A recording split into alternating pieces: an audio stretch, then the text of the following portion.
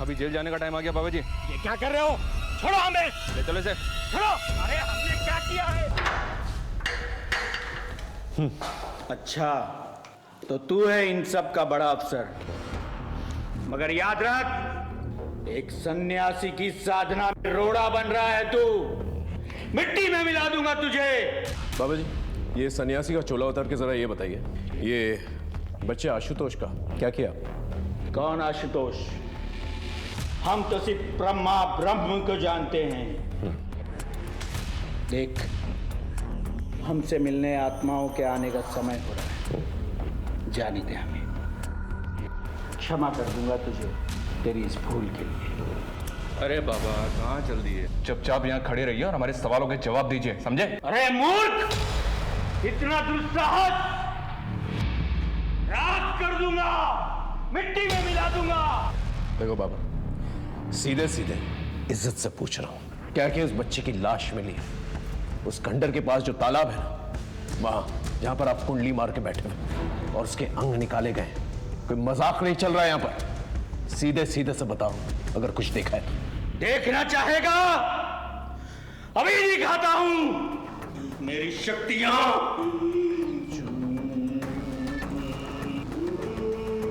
Sir ये बहुत मोटी चमड़ी के होते हैं, ये ऐसे नहीं उगलेगा। आप कहें तो अपने तरीके से उगलवाऊं? नहीं, रहने दो। इसे भूखा प्यासा रहना था सुबह तक। अगर सुबह तक कुछ नहीं बोला फिर अपना तरीका इस्तेमाल करो।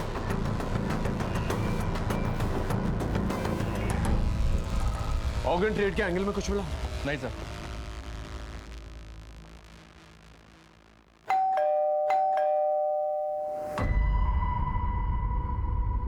इतनी देर क्यों हो गई आज? कुछ नहीं, होम विजिट पे चला गया था। सर आशुतोष की फैमिली बहुत खुश थी, सरिका की शादी हो रही थी और दोनों बच्चे भी बहुत अच्छे थे सर। बट राकेश फाइनेंशियली बहुत परेशान था। परेशान था मतलब? सर राकेश की फाइनेंशियल कंडीशन खराब थी, लेकिन अपनी बेटी की शादी में उसने दिल खोल के खर्च करने का मन बनाया था। अपने पड़ोसी से 5 लाख रुपए उधार भी मांगे थे पर लिए नहीं। लेकिन इस सब का आशुतोष के मर्डर से क्या कनेक्शन? सर हो भी सकता है। वो क्या है, मैंने उसकी फाइनेंशियल कंडीशन चेक की तो मुझे ये मिला। इसी वजह से उसने 5 लाख रुपए उधार नहीं लिए थे पड़ोसी से। ये आशुतोष की एफडी है 5 लाख रुपए की, जिसे उसने 10 दिन पहले तोड़वाया था। बैंक से एक और बात पता चली सर। क्या? इसे उसने पहले भी तोड़वाने की कोशिश की थी, लेकिन तब वो ऐसा नहीं कर पाया था। लेकिन क्यों? सर, नाबालिग आशुतोष का एफडी तुड़वाने के लिए हमें उसके गार्डियन राकेश का भी साइन चाहिए था। राकेश का साइन तो सही था, पर जब हमने क्रॉस चेक किया तो आशुतोष का साइन ही फर्जी निकला। इसलिए हमने एफडी तोड़ने से मना कर दिया। इस पर मिस्टर राकेश काफ़ी नाराज भी हुए और फिर कुछ दिन बाद वो आशुतोष को ही लेकर बैंक आए थे। तुम यहाँ पे साइन करो बेटा। सही से साइन करना, नहीं तो फिर बोलेंगे कि फर्जी साइन कर लाया हूँ। आशुतोष ने तो मेरे ही सामने साइन किया था, पर सर वो कुछ डरा हुआ लग रहा था। इतने पैसों की क्या जरूरत पड़ी थी कि अपने बेटे के फर्जी साइन करवाए? और इतना शौक क्या चढ़ा था कि अपनी बेटी की शादी इतने आलीशान तरीके से करवानी थी? अरे सर, उस मैनेजर को तो 10 साल पहले रिटायर हो जाना चाहिए था।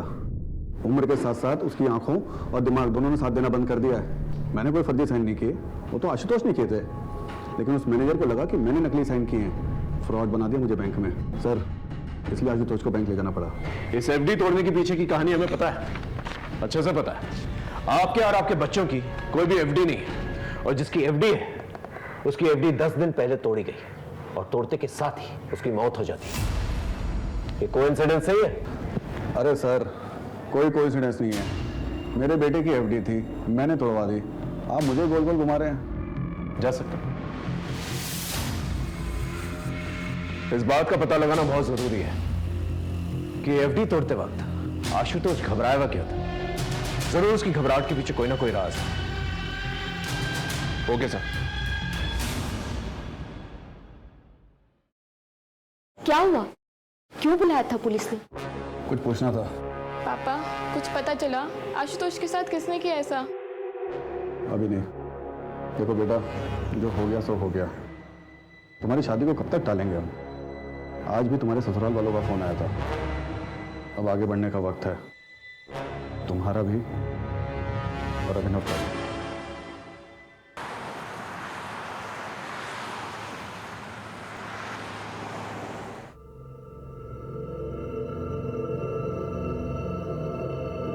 या आगे से अंदर ले लीजिएगा।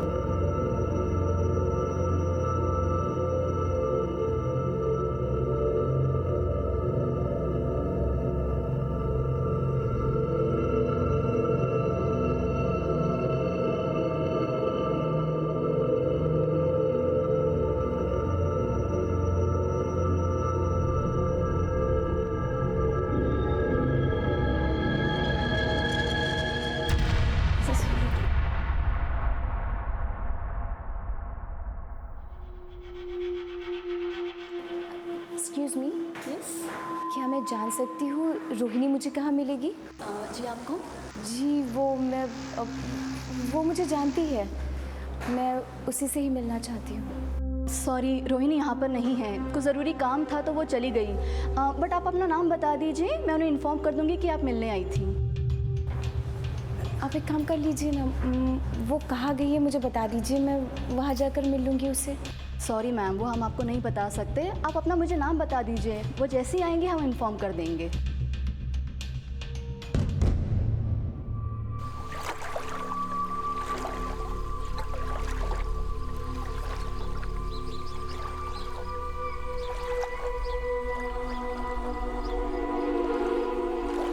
मनोहर, तुम्हारा बेटा तो इतनी ठंड में सुबह सुबह स्नान करके निकला है, क्या बात है?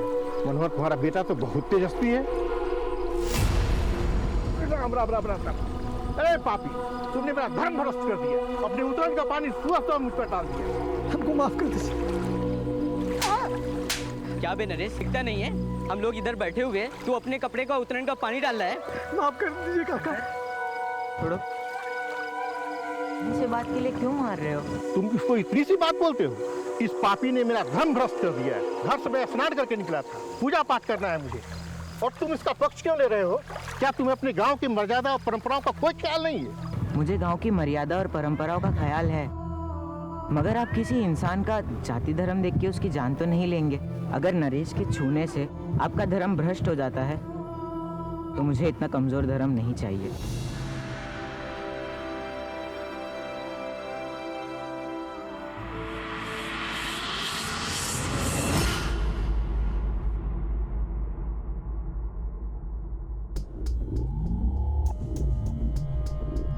सर, हमने नजर रखी हुई है, कोई हलचल नहीं है। देख गुड्डू, ऑर्गन ट्रेड का एंगल तो है इस केस में। अब तू हमें बता दे, अगर बाद में पता चला ना कि तू कुछ भी जानता है तो प्रॉब्लम हो जाएगी तेरे लिए, समझा?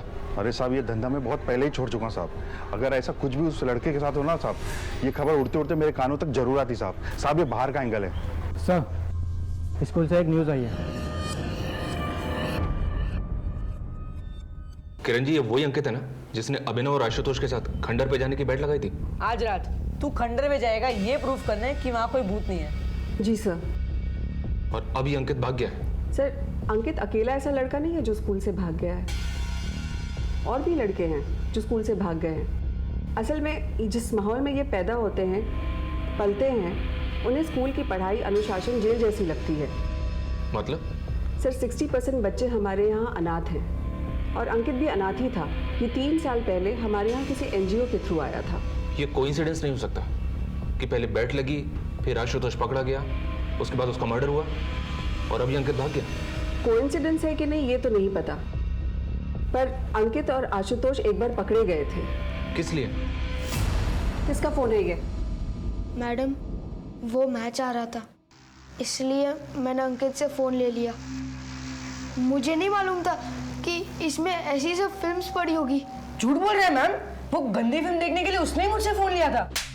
ये फोन और ये फिल्म कहाँ से आई तुम दोनों के पास? पड़ा हुआ मिला था। ऐसी चीजें तुम दोनों को ही कैसे मिल जाती है, बाकी बच्चों को नहीं मिलती है? कल से हर रोज 1 महीने तक पूरे। इस केस में कई सिरे थे जो उलझे हुए थे, लेकिन हम अपनी पूरी ताकत के साथ, पूरी मुस्तैदी के साथ इन सारे सिरों को अच्छी तरह से टटोल रहे थे। जैसा मैंने पहले भी कहा था, मुजरिमों के बढ़ते हौसलों के साथ साथ उनके कनेक्शंस और उनके नेटवर्क्स भी बढ़ जाते हैं, लेकिन हम कड़ी से कड़ी जोड़ते गए और सारे सबूत इकट्ठा करते गए। हमें भी इस बात का पूरा अंदाजा था कि हमारा सामना एक बहुत ही पेशेवर और एक बहुत ही बड़े मुजरिम के साथ था।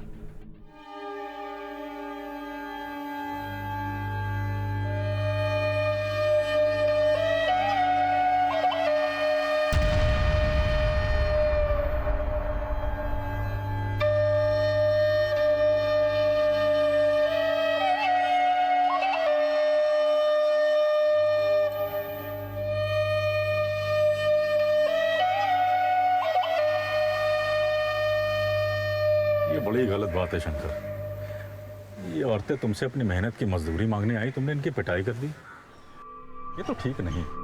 चलो इनसे माफी मांग। माफी मांग? मांग लो, इन लोग से माफी मांगे। अरे गुणानंद भैया, हमें कोई माफी वाफी नहीं चाहिए।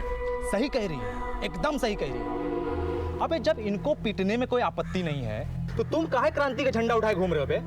ये क्रांति की बात नहीं है शंकर, ये न्याय की बात। देखो आज तुम्हारे शरीर में बल है, ताकत है, तो तुम इनको मारते हो, पीटते, चुप रहती, बोलते नहीं। लेकिन ये ना भूलो कि इनके पास भी सत्य का बल है। तुम जानते हो तुम बौड़ा गए हो, तुम्हारा दिमाग खराब हो गया है, तभी तुम ऐसी बहकी बहकी बात कर रहे हो, समझे? देखो हमको यहाँ पे तमाशा चाहिए नहीं, जितना तामा झामा है ना तुम्हारा ये सब लपेटो और निकलो यहाँ से, समझे? जैसी प्रभु की इच्छा।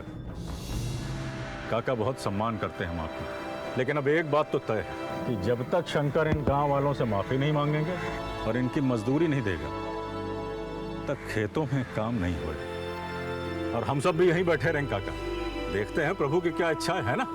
चलो बैठ जाओ भाइयों, बैठो बैठ जाओ, बैठो सब अपना ही बैठो।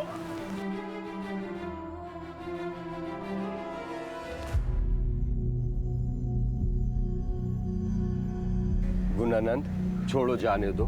शंकर से गलती हो गई, आगे से ऐसा नहीं करे। तुम मुझसे सब अपनी मजदूरी ले लो, ये मजदूरी ले लो। धन्यवाद। बोल इनसे, आगे से किसी को नहीं मारेगा। माफी मांग इनसे, बोल।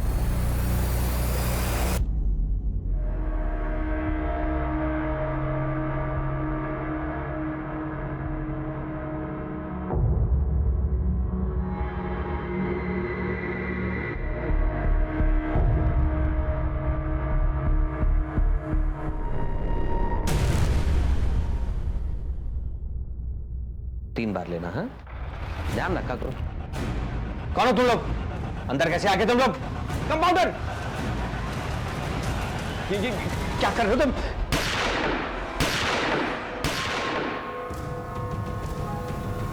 सर हमने लास्ट ईयर के सारे केसेस को छाना। इनमें से 12 केसेस हमारे मतलब के हैं, जिनमें विक्टिम की उम्र 14 से 18 साल के बीच है। 7 लड़के और 5 लड़कियां। 7 लड़कों में से 5 लड़कों के ऑर्गन निकाले गए हैं, जबकि सभी लड़कियों के रेप किए गए। 2 लड़कियां तो ऐसी हैं सर जिनके ऑर्गन्स भी गायब थे। और सर कुछ केसेस तो ऐसे हैं जो आशुतोष के केस से काफी सिमिलर हैं। 3 लाशें तो उसी तालाब में मिली थी। और सर ये ऑर्गन वाली बॉडी, ये बिल्कुल आशुतोष की बॉडी की तरह ऑपरेट की गई है। ऑर्गन्स को निकालने का तरीका इतना ब्रूटल था कि चांसेस कम है कि ऑर्गन को बॉडी से निकालने के बाद उनका कुछ यूज हो पाया। ब्लैक मैजिक का कोई कनेक्शन? सर कुछ बॉडीज पर मार्किंग मिली थी, ऑलमोस्ट आधी बॉडीज को दागा गया था। लेकिन 2 लाशें ऐसी थी जिन पर कोई मार्किंग नहीं थी। लेकिन एक बात है सर, ऑर्गन को बॉडी से निकाला तो गया है, जैसे कि आशुतोष की बॉडी से निकाला गया था। इतने सिमिलर केसेस और किसी ने ध्यान तक नहीं दिया। इनमें से किसी की पहचान हुई है? जी सर, इनमें से 4 लड़के और 3 लड़कियों की पहचान हो गई थी, लेकिन बाकी बॉडीज अनआइडेंटिफाई ही रह गई थी। इन अनआइडेंटिफाइड बॉडीज को आइडेंटिफाई करो और इनसे रिलेटेड जितने भी थाने हैं उनमें पूछताछ करो, देखो क्या निकल कर आता है। इतना सारा कनेक्शन है तो कोई ना कोई कॉमन लिंक जरूर होगा। और स्कूल में भी पता करो इन अनआइडेंटिफाइड लाशों के बारे में। इतनी सारी लाशों का एक ही तरीके से काटा जाना बहुत सारे सवाल खड़े कर। इस अंकित के बारे में कुछ पता चला? अभी तो कुछ पता नहीं चला। मोबाइल की स्कैनिंग चल रही है, शायद उसमें कुछ मिले।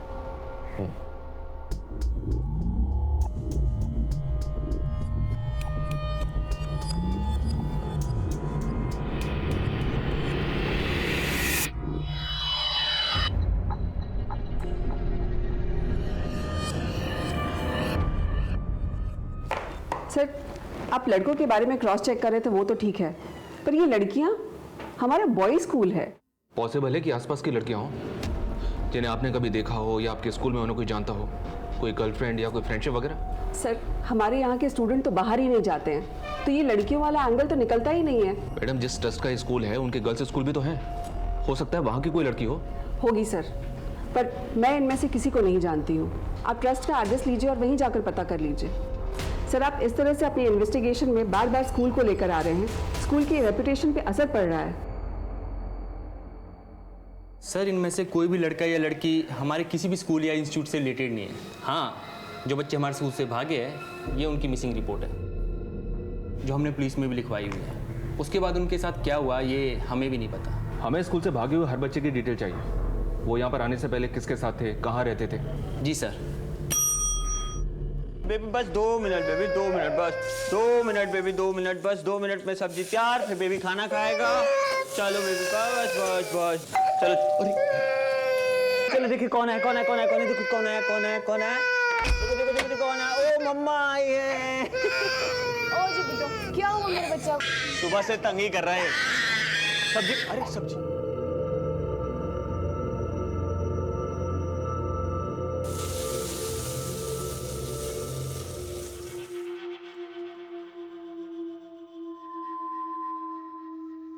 गौतम, तुम्हें मेरी वजह से क्या क्या सहना पड़ रहा है?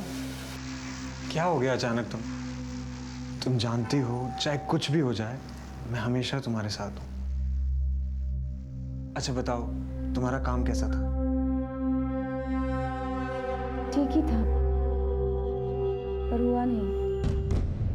अगर हमें इस बार का चुनाव जीतना है ना तो कुछ अलग करना पड़ेगा। हम अपने क्रेडिट पर चुनाव नहीं जीत सकते। वो गुणानंद है ना, वो जनता का मसीहा बन बैठा है। अच्छा, अभी जागे हैं आप। सरकार, ये जो बुद्धि आपको आई है ना, बहुत देर से आई है, समझे? क्या लूट मचाए हो पिछले 5 साल तक। और जिस टाइम पे आप लूट मचा रहे थे ना, वो गुणानंद जनता के बीच में जाके उनके लिए काम कर रहा था, इसीलिए मसीहा बना है। हमारी एक बात ना आप कान खोल के सुन लीजिए। आपकी इस नेतागिरी में ना बहुत सारा पैसा लगाए हम, अब हम नुकसान नहीं उठा सकते। तो ये गुणानंद का हिसाब किताब कीजिए, समझ रहे? क्या कि हमारा पैसा ना मेहनत का पैसा, ब्याज सहित असूलेंगे। वक्त के साथ साथ ये केस भी बड़ा और संगीन होता चला जा रहा था। नए नए खौफनाक और खतरनाक मामले रोशनी में आ रहे थे, क्योंकि लोगों में डर का माहौल बना हुआ था।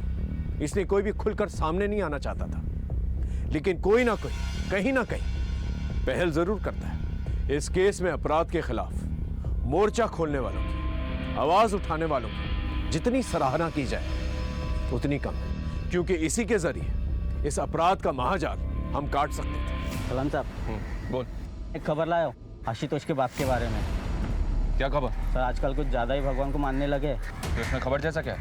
आप ही तो जादू टोने का एंगल ढूंढ रहे थे ना, इसलिए सोचा बता दूं। आप तो जानते हो छोटी मोटी बात के लिए आपको डिस्टर्ब नहीं करता। तो बड़ी बात बताना। आशुतोष और उसके बाप के रिश्ते के बारे में। सर, एहतियात के तौर पर आदमियों को जब डिटेल्स निकालने के लिए कहा था, तब इस फैमिली के बारे में ये बात पता चली, जिसे बहुत ही खूबसूरती से लोगों ने छिपा के रखा हुआ।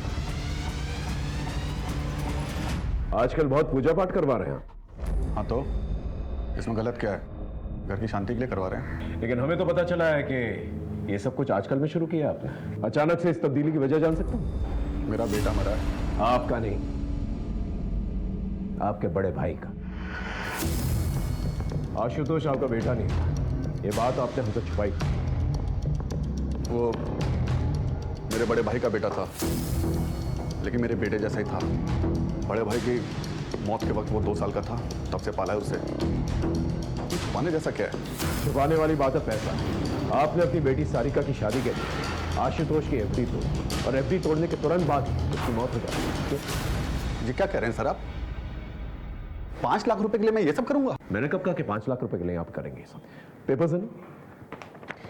ये पेपर्स हमने तहसील से मंगाए। ये आपके बड़े भाई की प्रॉपर्टीज के पेपर है, और इसके मुताबिक उनकी मौत के बाद तुरंत ही उनके बेटे के नाम पे हो जाती है सारी प्रॉपर्टीज होते हैं, और उसकी मौत के बाद ये सब कुछ आपके नाम पे हो जाता है। अब इतना सब कुछ के लिए आप ये सब तो करिए।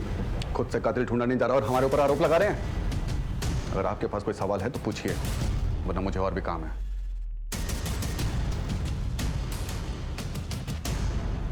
इस आदमी के बारे में पता कर लो, जरूर कुछ ना कुछ छुपा रहा है।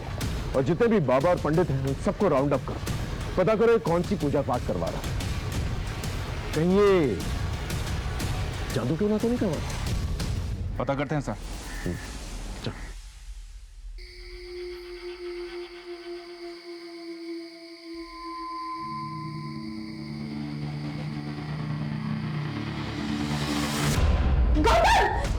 सॉरी सॉरी सॉरी सॉरी, गलती से बटन दब गया था। मैं जानता हूँ तुम्हें अंधेरे से डर लगता है, सो सॉरी।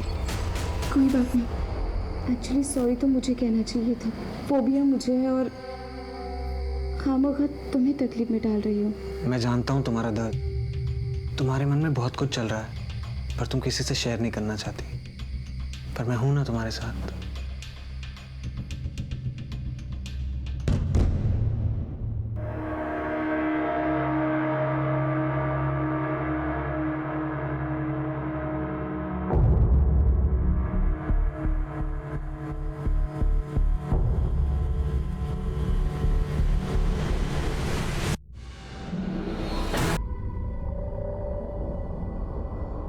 शोनम, हाँ मैं लंच के लिए बाहर जा रही हूँ। अच्छा, आधा घंटा लग जाएगा फिर भी मुझे, तब तक कि तुम रिसेप्शन संभाल लेना, ठीक है?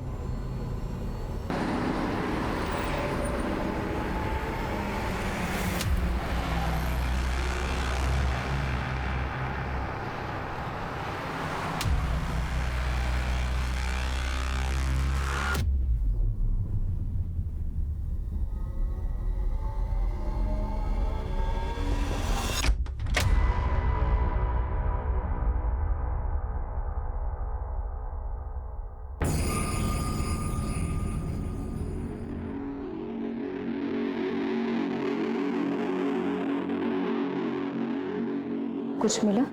हाँ मिला तो है, मगर मुझे फोटो मिल जाए जिसके लिए मैंने इतना बड़ा रिस्क लिया है।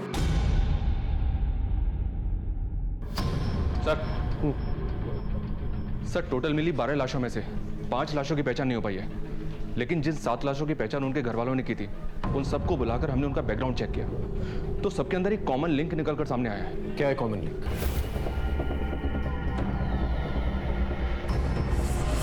अच्छा, तो इसका मतलब ये हुआ इन बच्चों की फैमिलीज का इन्वॉल्वमेंट कहीं ना कहीं इस मर्डर्स में है, या फिर डर के मारे इन लोगों ने केस फाइल नहीं किया इसके खिलाफ। बिल्कुल सर, एग्जैक्टली यही लिंक आशुतोष की फैमिली का है। राकेश के यहाँ काफी आना जाना है इनका।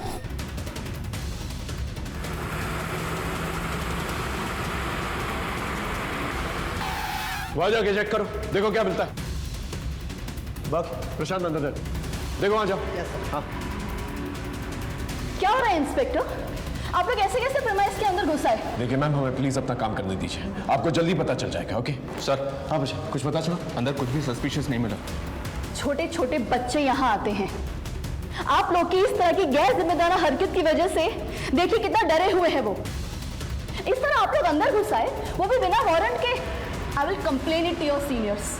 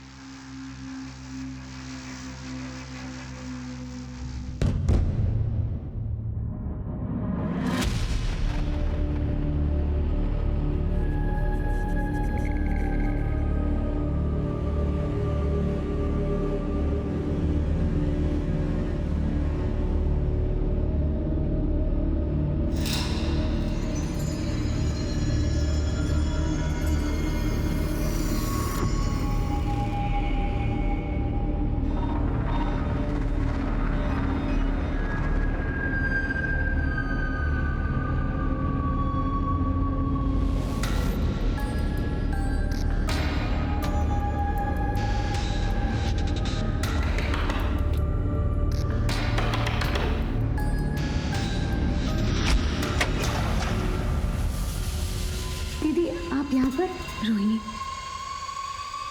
अपना जल्दी से सामान पैक कर ले और हम यहाँ से चलते हैं। दीदी, मैं कहीं नहीं जा रही। पागल हो गई है। यहाँ पर बहुत खतरा है।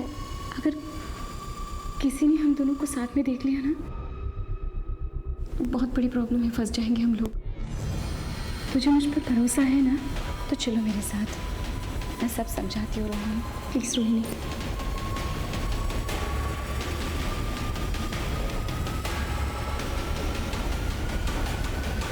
चलो रोहिणी। रुक क्यों गई? चलो। तुम्हें क्या लगता है दीदी, मैं तुम्हारे झांसे में आ जाऊंगी? मुझे तो पहले से ही पता था कि तुम मुझसे जलती हो, और अभी तो मुझसे जलने के और भी वजह है ना तुम्हारे पास। ये पैसा, ये पावर है ना। रोहिणी, ऐसी बात नहीं है बेटा। यहाँ पर कुछ भी सही नहीं है, इसलिए कह रही हूँ। चलो। क्यों दीदी, क्यों सही नहीं है? जब तक तुम कर रही थी सब कुछ सही था, लेकिन तुम पीछे रह गई, मैं आगे निकल गई, तो बस सब कुछ गलत हो गया।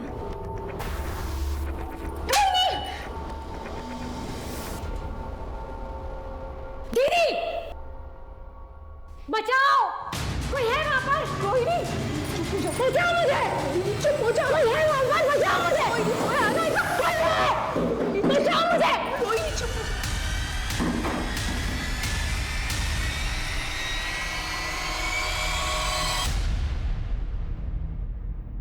हिमांशु रावत, इतनी लापरवाही। पुलिस डिपार्टमेंट में काम करते हो तो क्या पुलिस के रूल्स रेगुलेशन फॉलो नहीं करोगे? तुम जानते भी हो कितना केओस हो सकता था अगर पब्लिक को इस रेड के बारे में पता चलता। सर, हमारी इन्वेस्टिगेशन की सारी लीड्स इसी जगह पर पहुंच रही थी, इसे हमने रेड मारी।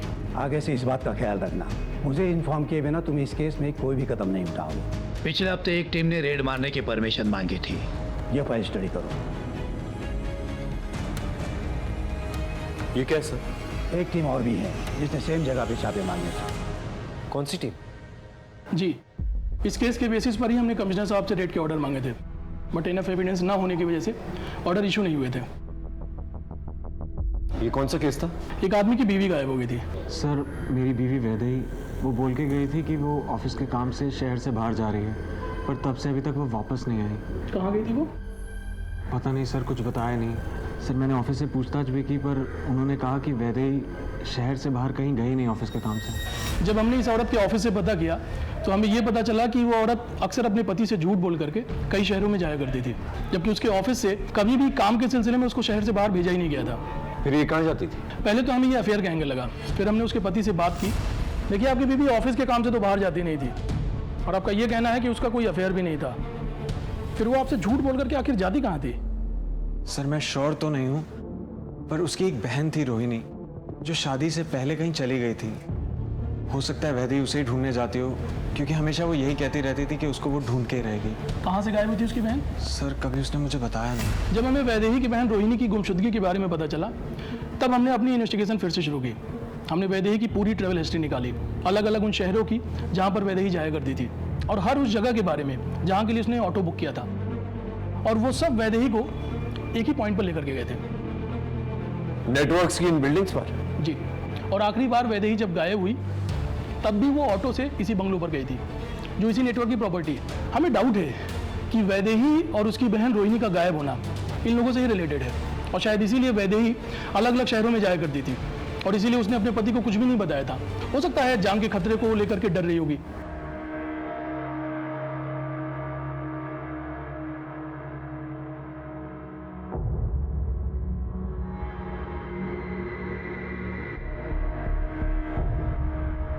बाबा की जय हो। बाबा की जय हो। बाबा की जय हो। सर, ये वही लोकेशन है जहाँ पर वैदेही मिली, और ये वही लोकेशन है जहाँ पर हमने पहले टारगेट किया, और इन सब का कनेक्शन वो नेटवर्क है। सर, ये सारे विक्टिम्स जो हैं इनके पावर की वजह से डरे हुए हैं। अगर आप हमें परमिशन दे देंगे तो ये सारे विक्टिम्स सामने आएंगे, सैकड़ों की संख्या में सामने आएंगे। हाइपोथेटिकल बातें मत करो हिमांशु।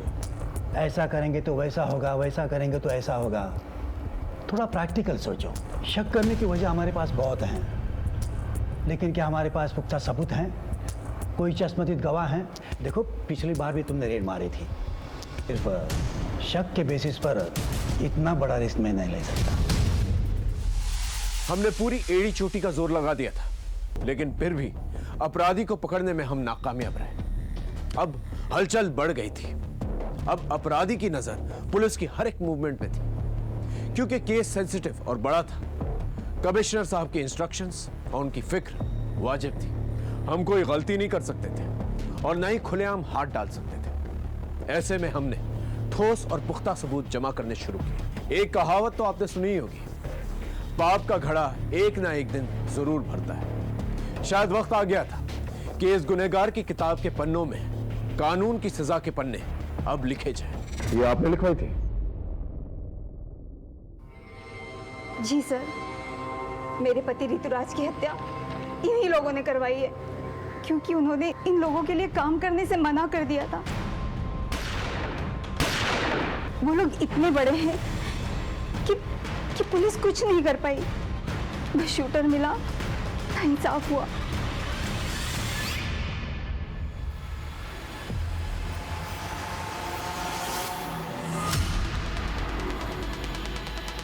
सर, गाड़ी अभी अभी बंगलो से निकली है सर। गाड़ी